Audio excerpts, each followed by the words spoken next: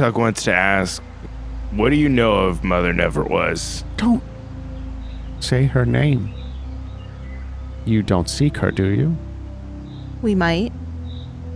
We might have to. You can't. There's someone worse out there. Yeah, there's someone hunting us, Something. and he is scared of her. We need to know why. How did you find her? She found me. She comes to those with needs and desires that no one and nothing else can provide. She offers them a choice, a terrible, terrible choice. If you need her help, she will find you, and she will offer it, but you must not accept. What was your bargain? I didn't know it until it had been made. A way to save my son, but no son to save. You stole your time? She stole my time, and she gave me knowledge of the plants and the roots, knowledge of alchemy, medicine and healing. And now, no one to heal. There's still people that can use your gifts. She sets down her teacup. Just because you've given up on them doesn't mean they've completely given up on you. She picks her teacup up again. She takes a nervous sip. Damn, boy, this tea is fine. Thanks.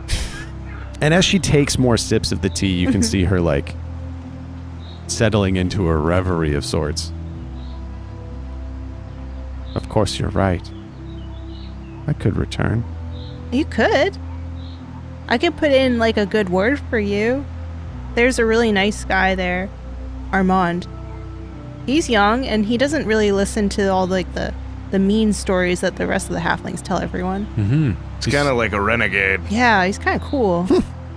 I was something of a renegade in my youth as well. Send this Armand my way. I could help you. We can tell you where to find him. We're going south. We could send word. I could send word with the birds. She nods. You are sitting here and you're like listening to this like, whoa, she's just going to help us. That's great. This poor old woman was done wrong by this creature. Mm-hmm. And the tweeting of the birds, and you're like, you're just getting that vibe, that Billy vibe where you're like, what else is going on here? And then Ving focuses on the noises of the animals around him. You stop hearing the birds singing, and you start hearing the birds speaking the word, run. Fuck. We jump up. Well, we're gonna talk to Armando.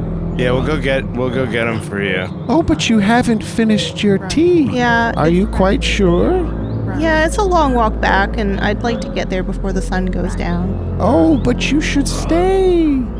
She'll be here soon. Billy takes her hand. He's like, listen, I've been alone for a long time too, and I know that when someone leaves me, I worry that they won't come back, but we will come back. It doesn't matter what you say, dear. I couldn't run from her. Neither can you. And then she starts cackling.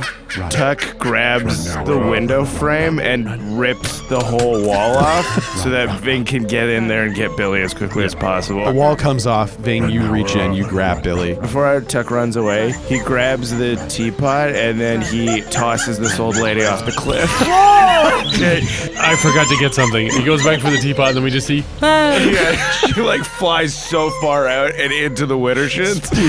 So you hear her laughing as she's thrown through the air, and she hits the water, and the laughing ceases. But you start running down the path, and you hear the laughing pick up again.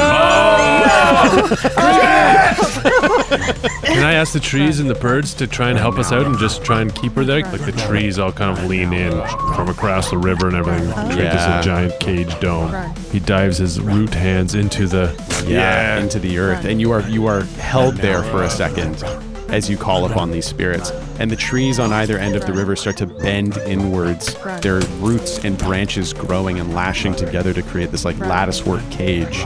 But you see, like, you hear the laughing, the cackling is still coming from the water, and like impossibly thin and long arms are like reaching through Whoa. Oh my as if she's gosh. like unfolding herself into this sort of To like sneak through. this like yeah, she's trying to like weave herself through the branches. Oh my god. You hear her like cackle and say, "It really will just be easier this way." Nana has worked her way like halfway out. She has become like a stretched out version, but she's like reforming her limbs as she comes through the other side.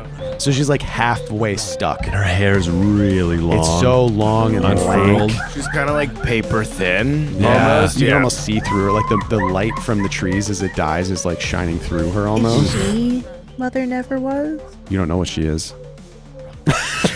She seems so Scared. disconcerted. Scared. As the branches sprout and like tighten their grip, they have done as much as they can with her. She will get herself out. What do you do? I want to use my bandolier and change gears and set the cage on fire. Oh, okay. What in the bandolier are you using to do this? The flint that I have in there. Oh, cool. Yeah, he throws it, and she bats out of the air, and it goes in the water, Oh. and she's cackling. And then out of the water, where the trees are touching the water, bursts into flames. And it very quickly like washes up in like a watery kind of flame. Wave cool. of flame just lick over the whole cage and Yeah. engulf all the branches. And She starts like making this like screaming, shrieking screech noise, like steam escaping from a kettle. Oh, whoa. my hands are dug into the earth.